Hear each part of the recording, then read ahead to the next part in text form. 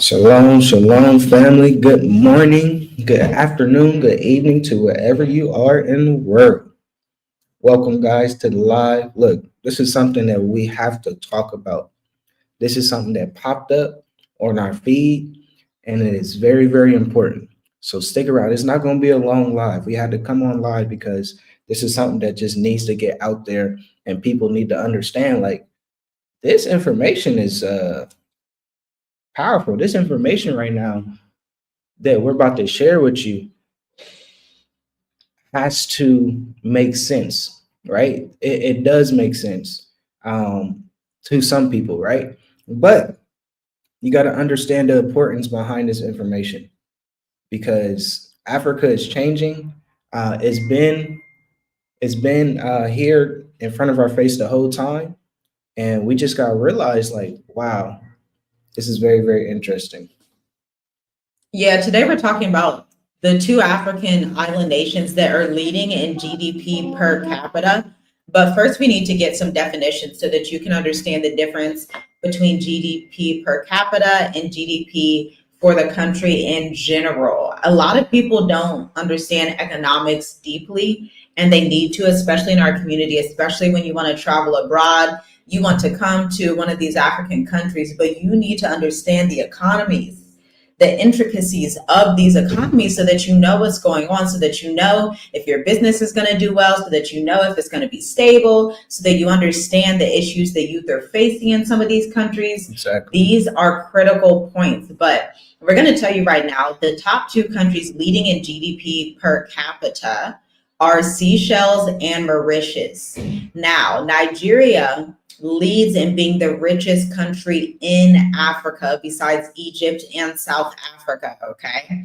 But we're having some differences here because it's one thing to have a great output that is reserved for like the top politicians and the elites. And then it's different to have a GDP that is based on individual output and accessibility to resources and curriculum, education, and access to the economy, okay?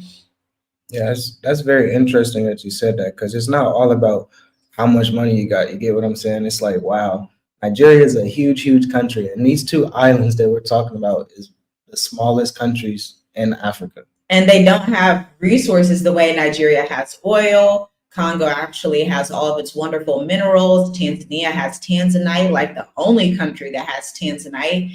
South Africa has their resources as well. But something that we don't see is the proper use of these infrastructures, of these policies, of good governance in these countries. And so when you do see countries that have good governance, like Botswana, like Namibia, you're going to see, you may want to put that map up. You're going to see that these countries are producing GDPs that are similar to Mauritius and Seychelles because of their good governance. But what it doesn't show is the income inequality, the cost of living, and the currency strength and stability of a country or real individual purchasing power. Again, Nigeria has one of the strongest outputs, like it's the wealthiest country in Africa, besides Egypt and South Africa. But that wealth is not distributed well. Just like, it's trending right now talking about South Africa.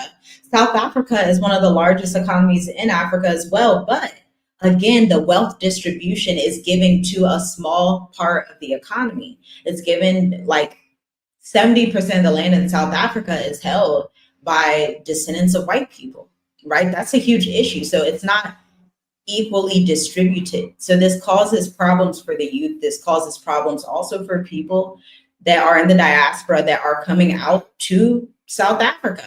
So these are things that you need to be aware of. Yeah. Can you put them in? Yeah.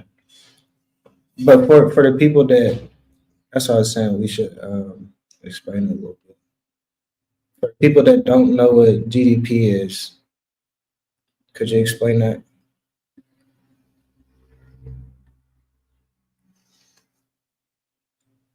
GDP per capita is a metric that reflects the average economic output per person in a country or region. It's calculated by dividing a country's total gross domestic product by its population. In essence, it provides an indication of the average standard of living in a country, but again, it does not account for income distribution. So let's pull up this map. We found this on Instagram, actually. Super interesting. It's from the Instagram geopolitical guy.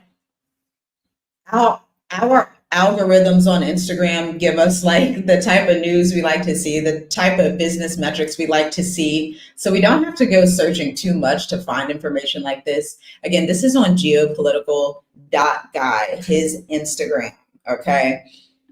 And it's so important for you to see this because you need to like, share, comment, subscribe to this video because of this key information right here. People don't understand this as a whole.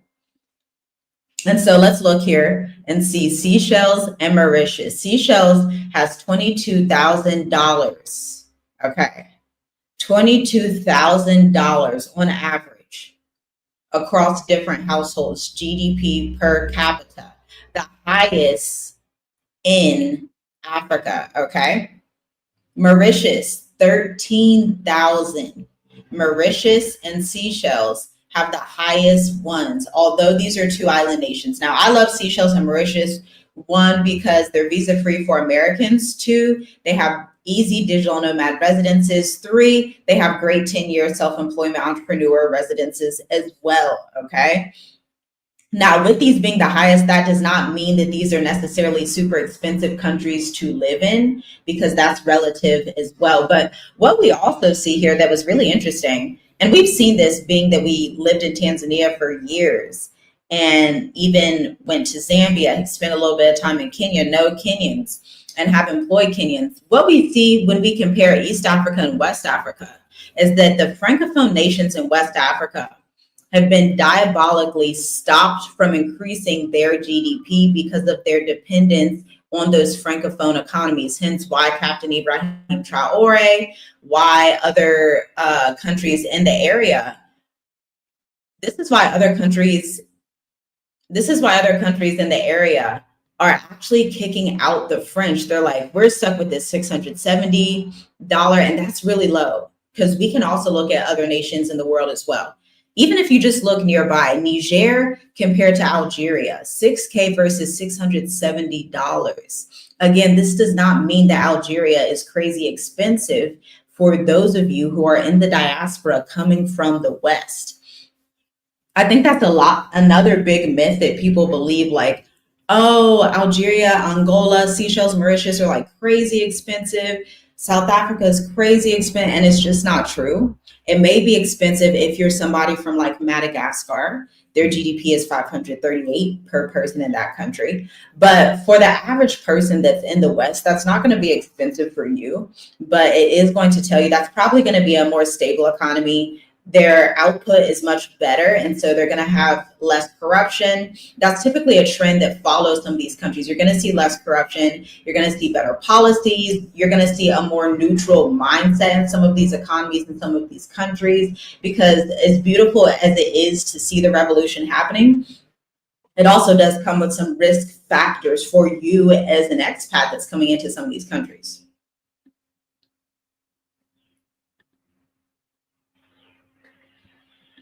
So back to South Africa, Southern Africa, okay? We're going to see South Africa, Namibia, Angola, Botswana. They are in the thousands, similar like we were talking about to Tanzania, $1,000. Kenya, $2K. Ethiopia, $2K. I think Ethiopia is going to increase a lot. Djibouti is really interesting too, though, at $4K. That's rare. But see this country right here. So that's Namibia right here on this side, that 5K. This is Botswana at the 8,000. Botswana at that 8,000 is doing really well. Okay. South Africa, 6K. Gabon, 9K. Really interesting. Ghana is doing decent. Ghana and Cote d'Ivoire are standing out on the West African side. Okay. Ghana's currency is even increasing right now against the dollar, which is really rare. Morocco, 4K. But again, these numbers pale in comparison to Seychelles and Mauritius. And so you have to ask, like, what's going on in these countries that it would be so different? Exactly. That's just what it is. Like, you have to do your research about these countries that we are sharing. These top two countries, like, why? What is it that they're keeping 22K and 13K? Like, oh, that's 7 times the average yeah. for Seychelles specifically, because they're at What's the 22K. highest? They're even Seychelles is the highest, so No, they're I'm even saying above other than Mauritius. these. Gabon, 9K. Gabon, mm-hmm. That's literally like 2 times, 3 times, or two and a half times almost. South Africa, Botswana, Namibia. It's like, what are these countries doing that is good, that is keeping some money inside the country? You gotta ask yourself that. Like, really? Yeah, I actually created a graph here. Mauritius obviously has high access to business. So Mauritius, number one, is the easiest African country to do business in, meaning they do not try to make it difficult for foreigners. They do not try to make it difficult for locals. They want it to be as fair as possible. I would say Seychelles is along those lines too, okay? They want it to be super easy for people to come in and start business. They want it to be easy for locals to start business. I know in Mauritius, something that's so rare that you don't see a lot in Africa, or at least in East Africa, because that's where we've lived for years, is the ability for just the average local Mauritian to be able to build a nice house, not just like a regular house, but they can like get access to finances similar to the way a lot of people can in the West, but it's in a more sober way. It's not like overly done. In the West, you have people like overly doing the mortgages, overly doing credit cards. It's in a more humble way that it actually is advantageous to the economy and then to the foreigners that are coming in as well. Seychelles is the same way. They have that digital nomad visa, remote work life, family centered. But next, let's talk about Gabon with their $9,000. Now, Gabon is, their wealth is concentrated in the elite of the demographic, like the top politicians, maybe the top tribes, whatever. They're very much oil focused, and then they invest with high tolerance. So that's why Gabon is so wealthy. Now, the issue with Nigeria, although they have a great output, it is not reflected in the individual GDP here, but Nigeria is literally one of the biggest economies. But again, they have fragile local systems and they have a lot of corruption in Nigeria. Nigeria is such a big country and it could easily dominate Africa, to be quite honest. But the main issue is they have a lot of corruption. There's a lot of, is it Al Qaeda that goes through there? Or is it another terrorist group? There's some kind of terrorist group that like always goes in. Obviously, they're probably on payroll for somebody. And then let's look at South Africa. South Africa with that $6,000 has these wealthy pockets. But again, you have to ask, is the wealth evenly distributed? Probably not. Because they had to go through apartheid and all these things. Again, most of the land is not owned by the indigenous South Africans, but they have skilled professionals there. They have people who are going to school, people who are contributing to the economy. Same thing with Kenya. I know this about Kenya specifically because we've done a lot of hiring in Kenya. Kenyans are very skilled and educated people, okay?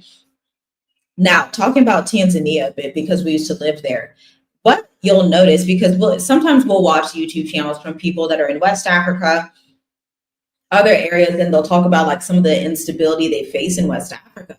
And as somebody that lived in Tanzania, Tanzania, honestly, and I haven't been to West Africa yet, but what it seems is that it has a little bit better infrastructure than other African nations like in West Africa. I mean, sometimes people talk about how horrible the infrastructure is in West Africa. And I'm like, dang, in Tanzania, in Dar es Salaam, Dar es Salaam is actually the biggest city in East Africa. Like, it's a mega city. When you're in Dar es Salaam, pretty much, the roads are the roads are going to work. They're going to be functional. They have skyscrapers.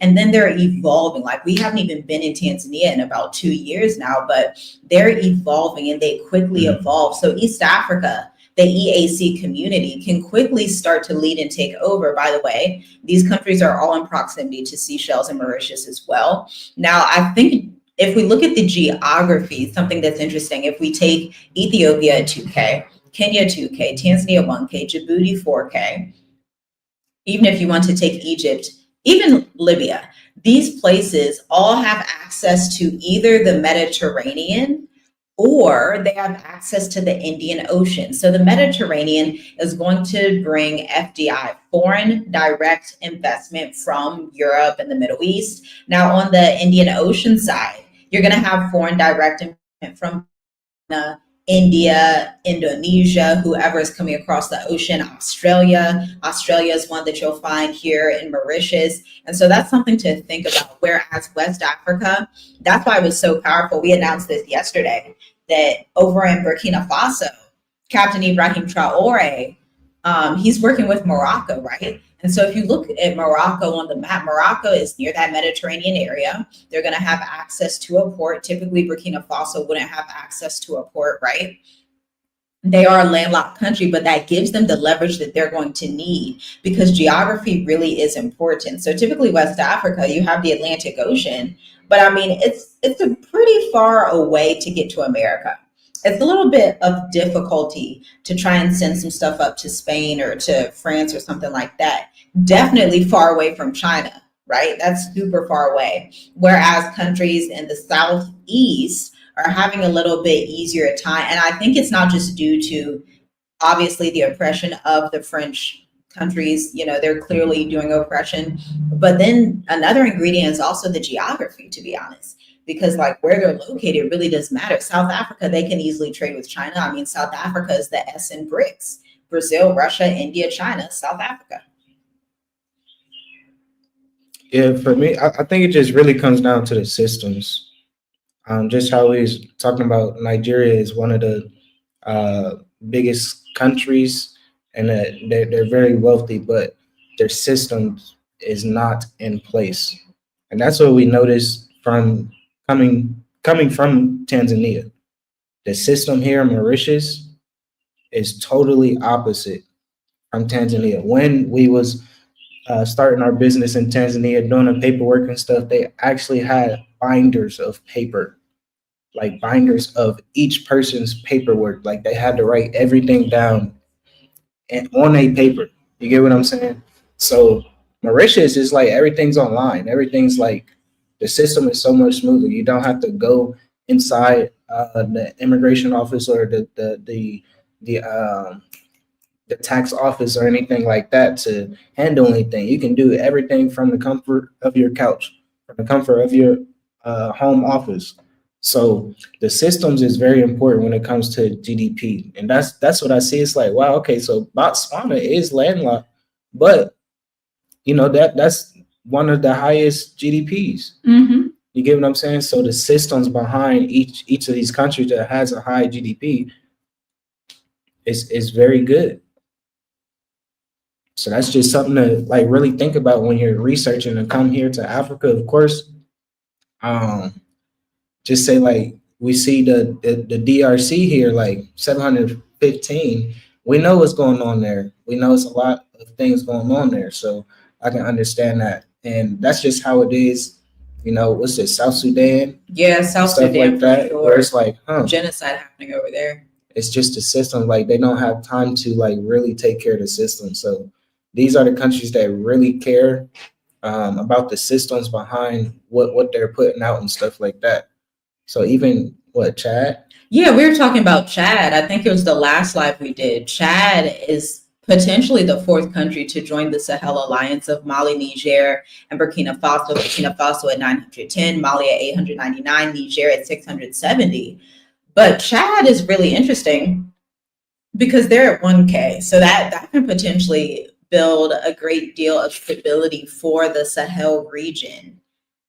Now, I think Chad, I think they're mostly oil in that region, Chad, and they're again another landlocked country. But let's say the Sahel region, if they decided, you know, they're going to still work with Morocco, that's all they need because Morocco, from a geography standpoint, has the connections they need to a seaport, one of the best seaports in the world, to be quite honest, besides like Eritrea and Djibouti. Eritrea is not listed on here Neither is Western Sahara for whatever reason. Maybe they just don't report those things or whatever it is. Nobody really knows. But Eritrea has a seaport that like everybody wants. Like if we saw a documentary about Eritrea, it may not be a place to live, but they definitely have seaports that everybody, like every country, every economic superpower in the world wants to have their hands in Eritrea, and they do. Similar to Djibouti, they try with Ethiopia. They haven't been as successful. And I think in the coming years, Ethiopia can easily dominate East Africa. They're already at 2K next to Kenya. But Ethiopia, just the way that they build, if you've seen like Addis Ababa in these documentaries, it's like, wow, it looks very similar to the infrastructure of Mauritius. But then Ethiopia is much larger. Yeah. Talking about Ethiopia, I know there's another lie. This is something that we might have to talk about later. Mm-hmm. But I saw the prime minister, the president of Ethiopia, going to visit the Pope, and giving gifts to the Pope and stuff. There's exchanging gifts. So it's a lot of things that's changing. So we got to do some more research about that. But yeah, this is the first time Ethiopia prime minister went to go visit a Pope. The American Pope? The Pope. Yes, the American Pope. The American Pope. Yes. So I'm like, Ethiopia, I don't know what's going on there. I hope, yeah, speechless right there. But yeah, I think that's pretty much it. If you guys have any questions or some more, yeah, leave your questions below. Make sure you like the video. And yeah, let's keep going. Yeah, because now we need to talk about personal wealth and how important that is, because you want to think about your personal income, your savings, your assets. If you're holding like crypto, let's XRP, HBAR, anything like that, then you want to think about your purchasing power. You probably have USD, maybe you have Euro, maybe you have Great British Pound, and then your global mobility. Can you leave? Are you going to be able to invest flexibly? For example, in Mauritius, since everything runs pretty smoothly, pretty easily, there's not too much friction if you want to invest in other countries. Now, this is not the same all over Africa. Africa as a continent, remember, 54 different nations. Africa is quite complex. And so again, our suggestion in 2025 is for you to look at the southeast of the continent because it has stability, okay? It has, first of all, a lot of these countries are still visa-free for Americans. Second, they have digital nomad visas in a lot of these countries in the southeast. That's going to make it easy. Third, they have actual 5 and 10 year self-employed entrepreneur permits versus a lot of countries like Tanzania and Kenya. They do like 2 or 3 years renewable, scrupulous amounts of money that it may or may not be advantageous to you, okay? So for 2025, you definitely want to look at the Southeast region. Even South Africa has their digital nomad visa. It's a 3-year visa. And then they also allow you to have a 3-year business permit, a little bit better than 2 years, right? But you have countries like Seychelles and Mauritius that do 10 years, okay? That's huge. That's enormous, especially for a 10-year self-employed entrepreneur that only needs to put $35,000 in the bank. That's enormous. Now you can see why the gross domestic product is so big in these countries, because they're not making it difficult. Even from a marketing perspective, I always tell clients this: if you make it difficult for people to buy from you, then they will not buy. If you make it confusing, confused people do not buy. Same thing when we're talking about countries and foreign direct investment. People will not invest in the country long term if you make it confusing and difficult. This is why corruption is such an issue. That's why we look forward to Burkina Faso in the coming years.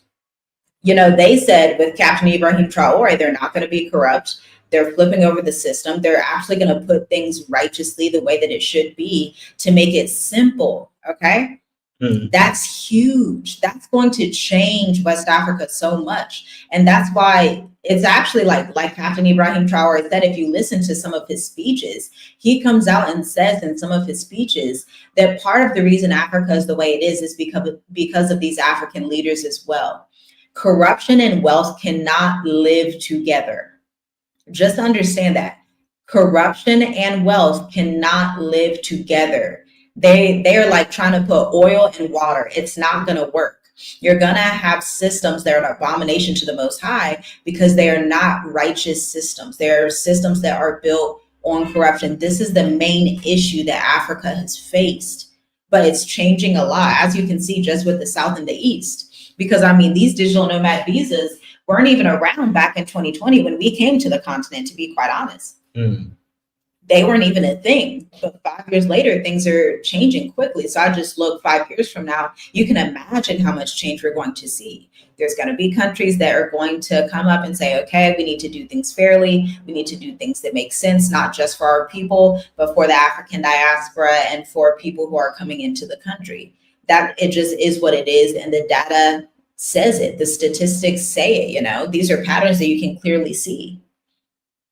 And then the next thing you want to think about is lifestyle security. Can you afford healthcare, housing, education, and business reinvestment?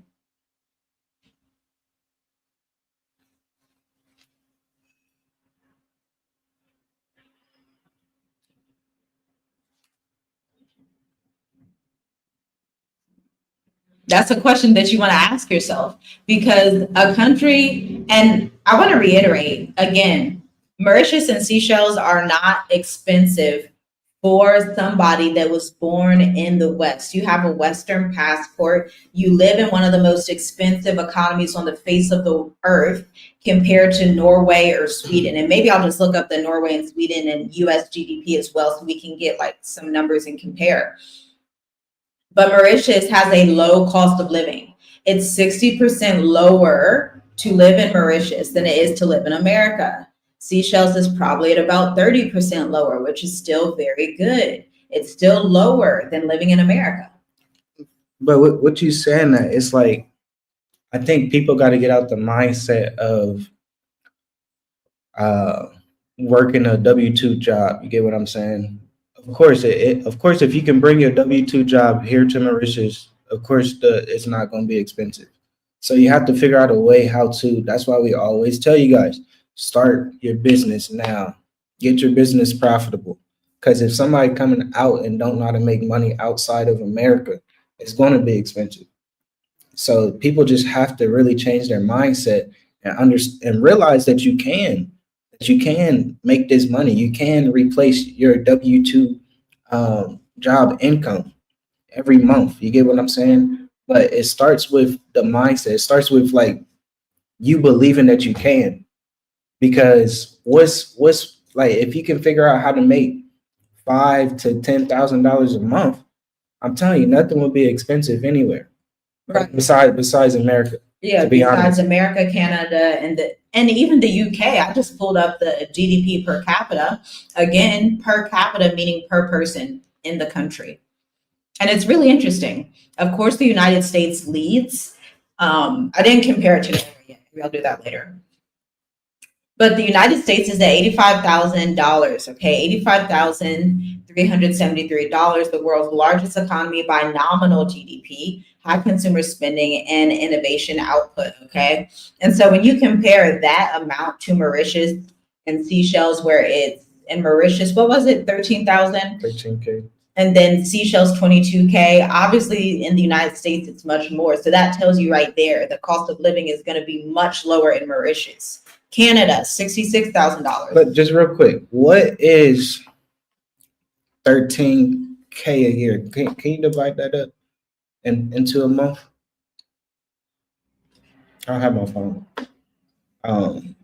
But yeah, like here in Mauritius, we like when you apply for the digital nomad, you just one person, 1,500 per month you have to prove. So that's 18,000 per year.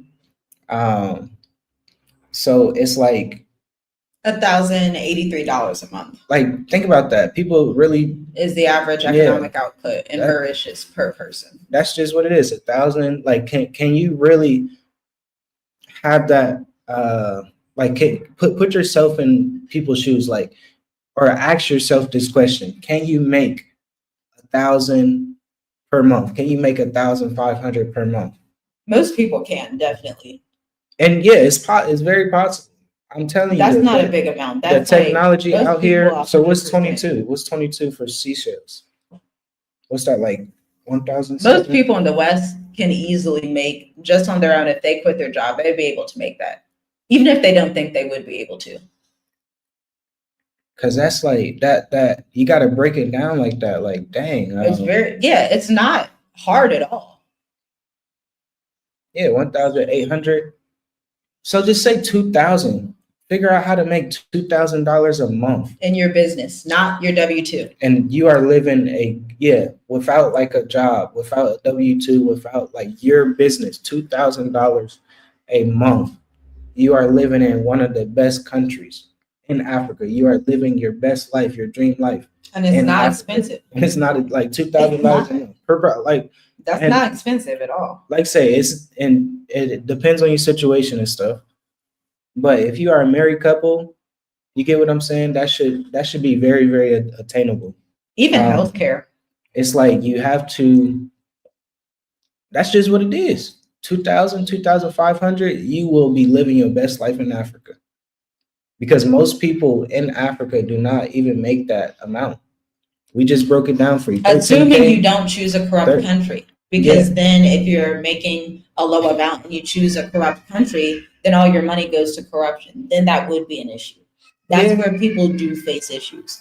You will make a good amount of money and then you're like, oh, I'm supposed to be living with the low cost of living because I see the GDP in, let's see, what country can we say? I see the GDP in South Sudan is $400, but it's a war-torn society. It's corrupt, and so it's not going to be beneficial for you. Even Tanzania deals heavily with corruption. But I was just saying, like, we just broke down the GDP of Seychelles and Mauritius, right? They have good systems. We are helping you guys with the research here. That's literally $2,000 a month for one of the best GDP countries in Africa. Think about that. With the systems, without the corruption, with them actually caring about, keeping the money inside the country, recycling the money inside the country. So these other countries, you just got to do your research. The choice is yours. That's why we say, look, you have to do your research. We literally just broke down 13K per month. That's 1,000. 22K per month. That's 2,000. Yeah, somebody asked, no police checkpoints in Mauritius and Seychelles. No, in Mauritius, there's no police checkpoints. No, it is. I just aside from not like corrupt ones. When they asked that, I was thinking like, in East Africa, you can get stopped and they'll be like, "We'll give me $30 per chicken and chips." But we never experienced that. But I just saw some right here in Grand the other day right here, and they were stopping cars just like. So I don't know if the corruption was there, but it was. Well, there. The corruption wasn't there. You live in the least corrupt country in Africa. I don't know. You do know. In Tanzania, you drive down the street, oh my, you're going to pay them folks lunch 10 times over. Every time. What is somebody said, what's the correlation between GDP and cost of living for the average person? Well, there are two different metrics. And so the GDP, like, for example, we could look up the cost of living for the average person in Mauritius, but the GDP per capita is how much that individual, the average person in that country, makes distributed. And so it does not even show a good value of equality, but based on the overall economic output, this is how much each person makes in the country on average. Now, the cost of living, if we were to look up Mauritius average cost of living, we're going to get a different number.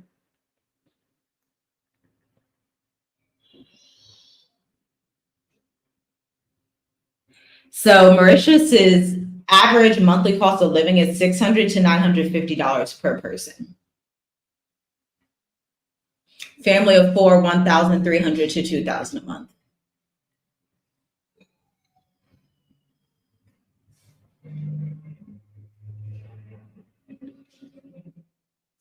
Someone says, I'm not a fan of Mauritians as it's run by Indians. I love it here. Indians are some of the kindest people I've ever met in my life. But coming from Ohio, I had never really. I don't know if any of y'all from Ohio, but we are not very diversified in Ohio. Where we come from in Ohio, man, when I went to school, we had like maybe one Mexican girl, and then it was mostly just white people. Then I was like the only black girl. So I just come from a society in America that just wasn't diversified anyway. So this was really my first time being exposed to a lot of Indian people. And they don't even categorize themselves as Indians. They say they're Mauritians, right? You have to definitely respect African culture. You're gonna come to Africa and realize that what you believe in the West is not necessarily true for different areas of the world. So, like, if you were to tell somebody here, like, oh, you're Indian, they're going to be like, no, I'm a Mauritian. But okay. Because at the end of the day, the history is the fact that they were brought here as indentured servants, basically left India 100 years ago.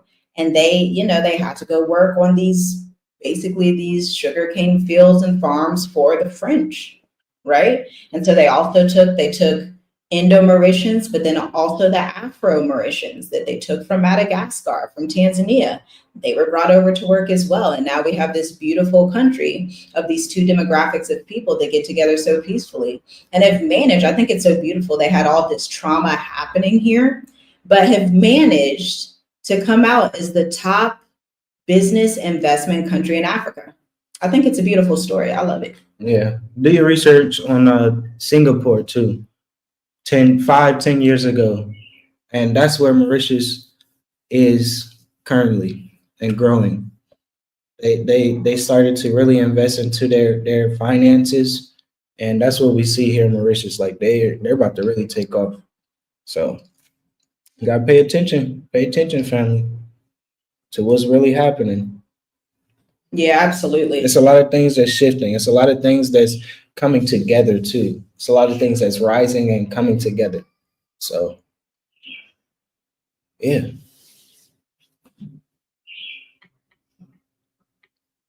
Any other questions? But yeah, we saw this graph. We were like, we gotta share this. This is like crazy. I do wonder how this is going to change in the next 5 years. Obviously, with the Sahel states getting stronger, kicking out people that were oppressing them before. I do wonder, like, are their GDPs going to grow up? Are they going to go up more? What's it going to look like for Ethiopia? Is Egypt going to go up more? Are there other places on the continent with strong GDPs right now that could potentially go down? So that's something that's interesting.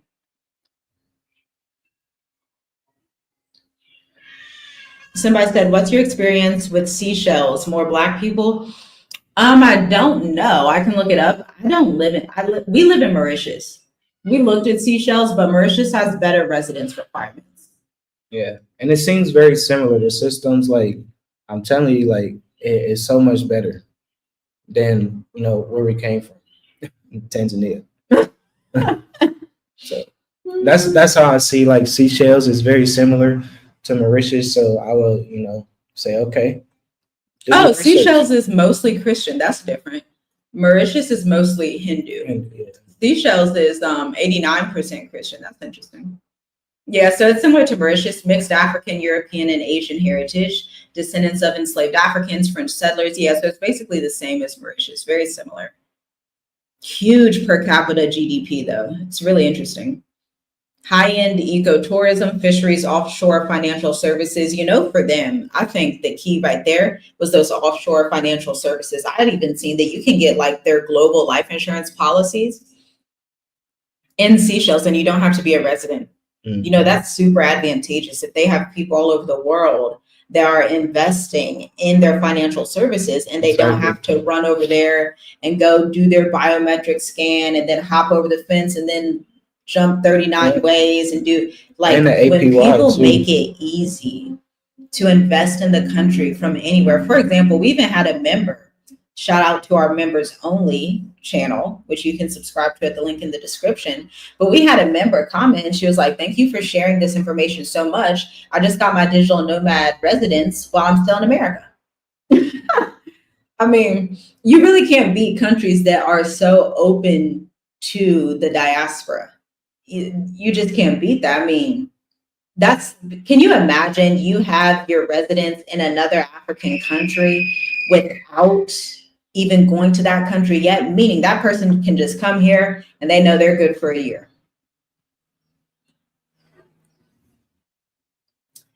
Sigi Tolo says more corruption where more poverty, Africans are the majority. Yeah, it's really unfortunate. Hopefully that'll change. I see hopefully Captain Ibrahim Traore being able to change that for a lot of Africa. But at the end of the day, it's going to take Africans standing up to corrupt leaders. I mean, one of the biggest enemies to the success of Africans and African diaspora is their people that look like them. Just hands down, just is what it is. Yeah, unity is our strength. That's just what people have to realize. Once we come together, nobody can stop us. But yeah, guys, I think that is it for this video. Like, comment, share, subscribe, and let us know. Did these statistics shock you? Which country was most shocking to you? And did you learn something new? Yes, family. Thanks for tuning in. We will talk to you in the next live or next video. Peace and blessings to you. Make sure you, do your research. It's time to get out of that mindset of, hey, America's the best, because it's really not. So, shalom, shalom, and we will talk to you next one. Shalom.